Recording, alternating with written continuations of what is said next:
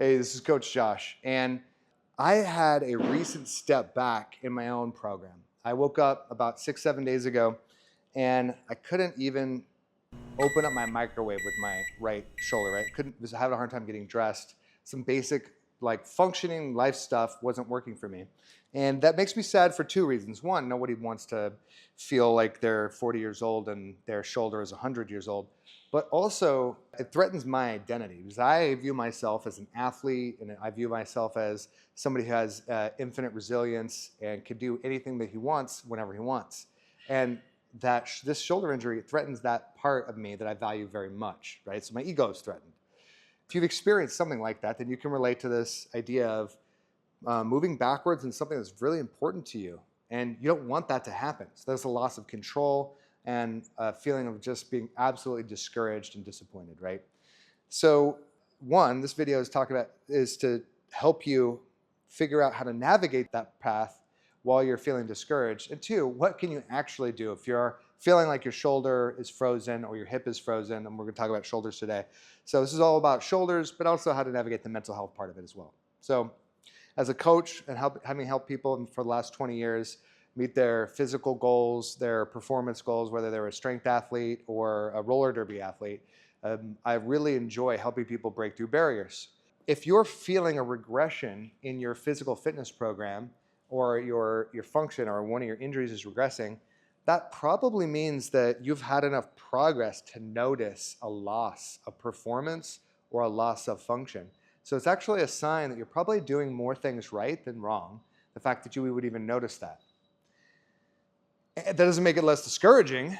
That still means you have things to work through, but that's actually a sign that you're actually on the path. Remember, losing track of the path is part of being on the path. So here you are, right? You got a frozen shoulder. What do you do? Well, what I did and what I would advise everyone else to do is first examine what you have access to. So you have to assess your own range of motion, your own function and strength, and your own performance. So for me, it's difficult to begin to move my arm in this plane of motion. Difficult to move my arm in this plane of motion. Pretty easy to flex the bicep. So quite limited. You know, if you have a rotator cuff injury, there's very telltale signs of rotator cuff problems. So limited flexion, limited extension. So those are going to be some issues. In terms of strength went to almost zero. So, well, I can't even do stuff in the overhead plane. In terms of pulling and rowing, immediately I felt tension in my neck, right? So I could maybe 5 pounds with a horizontal pulling action. Not good. So assessing my function, I started to think like, okay, well, if I don't have access to that plane, if I don't have access to shoulder extension and mobility, that's going to make everything else I'm doing harder and affect the performance of everything else.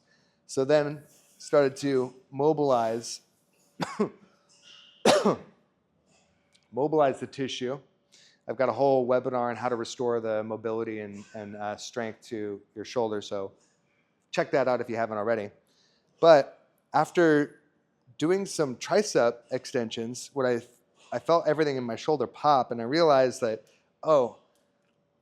maybe I haven't been paying enough attention to the health of the shoulder and the posterior capsule. And so I focused my first few days on mobilizing and working on the tricep.